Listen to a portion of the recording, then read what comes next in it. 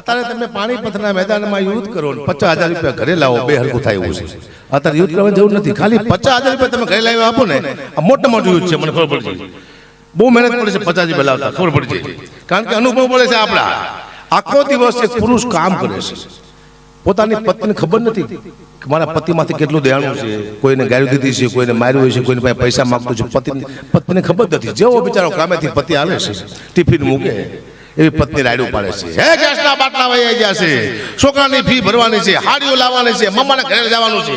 પતિનો મગજ કામ ન કરતો. હું તો બધી પત્નીને કહું છું કે પતિ ઘરે આવે સીધી રાયડું નહીં પડવાની, આવે તો શું કરવાનું, કહેવાનું કે પધારો, બેસો, પાણી આપવાનું, પછી પૂછવાનું તમને કોઈએ માર્યા જ નથી ને, કે ના તો ખાંડ લાવવાની છે મારા કલેજા. બહુ રાઈ થાય છે, બહુ રાઈ થાય છે. આટલું શીખી જાય ને વાત પૂરી. બહુ સમય ખરાબ આવી ગયો છે, તમને મારા મજા આવશે. હું કે મજાનો માણસ છું. એ તો કદાચ મને કોઈ મારે નફરત કરતું હોય ને આગેથી, મને મળ્યો ન હોય, પણ જો મારી પાસે અડધો કલાક બેહે તો અફસોસ તો થાય જ કે આપણે ખોટામાં નફરત કરીશ. અફસોસ તો અડધો કલાક બેસી જાય થાય કે ભાઈ આ આગેત લાગે છે આતંકવાદી, જો પણ છે નહીં બિચારો, હારો છે. આગેથી જ ખરાબ લાગુ છું, નજીકથી બહુ હારો છું. હું સાંભળવા જેવો માણસ છું, જોવા જેવો નથી, એ મને ખબર છે. તમે મને સાંભળી રાજી થઈ શકો, મને જોઈને તમે ખુશ ન થાવ કેવો મસ્ત લાગે હકાબા, નહીં. મારો ચહેરો મને ખુદ નથી ગમતો તો તમને ન જ ગમતો હોય ને. હાલે છે ભાઈ મારું, એટલે ખબર પડે માતાની કૃપાથી, બાકી કશું છે ને. જય સીતારામ. મને ખબર પડી ગઈ. મારા દીકરાને પણ હારે લાવ્યો છું. અરે વેકેશન પડ્યું છે, હવે વેકેશન પૂરું થાય છે એટલે પાછું ભણવા જવાનું છે. પણ મેં કીધું હાલ તને હું દુનિયા દેખાડું, દુનિયા કેટલા હારા છે, કેટલા બૂચ મારું છે, બધું તને બેટા દેખાડી દઉં. ખબર ન હોય બિચારાને, દેખાડવું પડે. કારણ કે આનો જન્મ 10 વર્ષથી થયો તો મને યાદ છે. હું રાજી બહુ થયો હતો, 10 વર્ષે આવ્યો હતા. તું જતો ને? હા જતો. પૂછી લે વારું તો ખબર ન પડતી. કેવું પડે છે. મારી પાસે બે જ છે, એક દીકરો ને એક મારા બાપુ, બેના જોક્સ કહું છું. એક થોડા કલાકારના કહું છું. આ 300 મારી પાસે કોઈ રહ્યું કે પબ્લિક તો મારવા દોડે, એના જોક્સ કહેવાય છે. આ 3માંથી લગભગ વાંધો નહીં આવે, પછી ખબર હતી હજી વાંધો નહીં આવે. જો એટલે હું સાહિત્યની હાસ્યની વાતો કરીશ, કારણ કે વીર પુરુષની પાછળ આ પ્રોગ્રામ હોય ત્યારે વરસાદનો, તો દેવતભાઈ જેટલું બોલીએ કે વીરરસમાં તેટલું મને ન ભાવે. હું ખાલી હાસ્ય કરું છું, કારણ કે બધા વીરરસ ને બધા ગાવા મળશે તો વાય થાય છે. શું આ મારો બાપ છે, આ મારો દીકરો છે, આ મારો ભાઈ છે, આ મારા મામા છે, આ મારી બેન છે, આ મારા કાકા છે. કોઈ કાકા છે જ બધા પાકા છે આ દુનિયામાં. મારા દીકરા કંઈક ભત્રીજાના પૂછ કાકા એ બધા દાખલા છે. આ દુનિયામાં આપણું કોઈ છે જ નહીં. આપણા મગજમાં તો કાઢી નાખો, હું તમને દાખલો આપું, સીધો ન બોલ. એક નાનો એવો કોરોના આવ્યો, મેં જોયું હતું કે શબ્દ કેટલી વારમાં તૂટી જાય છે. નાનો એવો કોરોના આવ્યો તો બાપે ના પાડી દીકરાને કે તું સુરત ત્યાં ન આવતો અમે મળી જઈશું. બેને પોતાના ભાઈને ના પાડી દીધી, તું અહીંયા ન આવતો અમદાવાદ. બાપ મળી ગયો, દીકરા અગદા દેવાનો ગયા. માં મળી ગઈ, દીકરી કાંઈ ન હોય. આટલી વારમાં સંબંધ તૂટી જાય. વિચાર કરો, નાનો એવો મોતનો ભય આવ્યો, ફટાફટ સંબંધ તૂટવા માંડ્યો. આ સમય એવો હોય ખરાબ, તમારી પાસે ઉભો રહે તમારો મિત્ર, ખરાબ સમયમાં તમારી પાસે ઉભો રહે તમારો ભાઈ, તમારો બાપ, તમારી બેન, એ જ તમારું બધું છે. ખરા સમય આવે ત્યારે. સમય હારો ને ખરાબ મેં જોયો છે, તમને દાખલો આપું. હારો સમય કોને કહેવાય અને ખરાબ કોને કહેવાય? 30 વર્ષ પહેલા 27-28 વર્ષ થયા લગ્ન થયા મારા, એટલા વર્ષ પહેલા હું ઘંટી આંકતો હતો, મારી નોકરી તૂટી ગઈ. હું તો રોડમાંથી હતો અને મેં બે માણા નીકળ્યા, 60 લેવાઈ ગયા, 2 રૂપિયા ડેરીમાં. 2 રૂપિયાની ચાય આપો ને જસોનગરમાં. બીજું કાલે પૈસા આપી દઈશ. ના પડી મને, નહીં 2 રૂપિયાની 60 નહીં, બાકી નહીં આપી. બીજું વિશ્વાસ રાખો, હું કાલે આપી દઈશ, હું રોજ આવું છું. નહીં 60 બાકી નહીં આપી. 2 રૂપિયાની 60 ના પડી. આ કપાત એ જ કપાસ, ખાલી સમય પલટી માર્યો. 26-27 વર્ષ થયા પાછા. મારું જૂનું મકાન છે, મેં 2 માણા ગયા, ગાડી વેચવા ઉભી રાખી. મેં તો આ ડેરી આપણે દૂધ લઈ લે. એ જ ડેરી હતી, એ જ ભાઈ ઉભો હતો.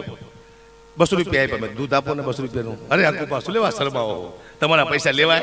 મેં તો હરામ ખોર, તને 25 વર્ષ પહેલા શરમ આવી જ નહીં, આજે શરમ આવી તને? આને કહેવાય સમય. સમય ખરાબ આવે તો તમને કોઈ સાઈસ ન આપે, સમય સારો આવે તો લોકો દૂધના પૈસા જ લેતા. હું તો આટલા સમય પલટી થઈ જાય છે. આ મેં ભોગવેલું કહું છું. સીધો ટેજ મત થયો, અગ્નિમાંથી આગમાંથી આવ્યો છું. ભયાનક તકલીફો જોઈ છે. કલાકાર આવ્યા બેઠા ને 27 વર્ષ થયા, કોઈને 10 વર્ષ, કોઈને 15 વર્ષ, ને એક ઝટકામાં અમને ત્યારે કોઈ પાડવાની કોશિશ કરે નીચે, તારે બહુ દુઃખ થાય.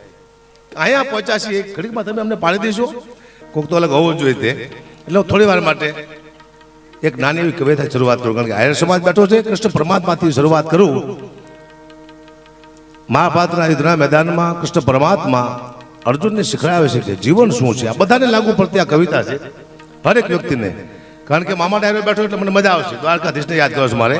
આ કવિતાની અંદર કોઈ સારો સાહિત્યકાર હોય તો 2 કલાકનું સાહિત્ય કરે એવી કડ્યું છે આને. પણ તમને સમજાવવાની જરૂર નથી, સમજી જશે એવી કડ્યું છે. દાન અલગાડીને લખેલી છે કે મહાભારતના યુદ્ધનું મેદાન કૃષ્ણ પરમાત્મા દ્વારકાધીશ અર્જુનને કહે છે, શું કહે છે કે ગોવિંદ ગીતાજી સંભળાવે અર્જુન સાંભળો.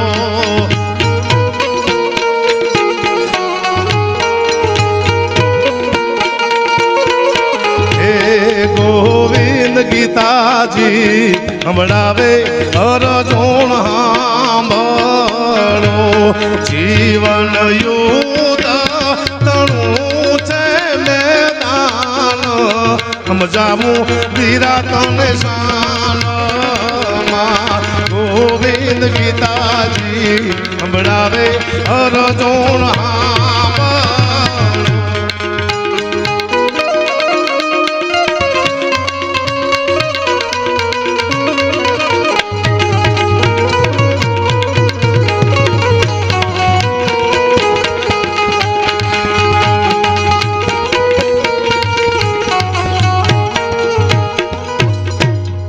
ગોવિંદ ગીતાજી સંભળાવે અર્જુન સાંભળો, આ જીવન યુદ્ધ તણું છે મેદાન.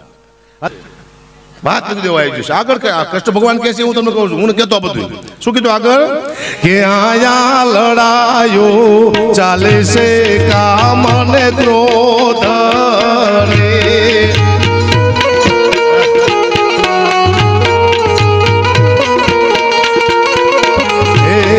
આયા લડાયો ચાલે છે કામ ને ક્રોધ ને, એને લડાવે છે મમતા ને મોહ, સમજાવું વિરાટને શાનમાં.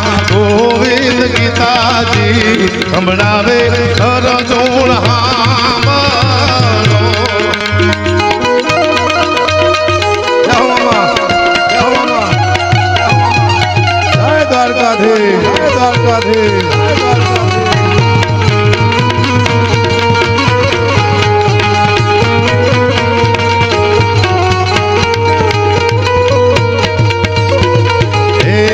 આયા કોઈ મરતો નથી કે નથી કોઈ મારતો.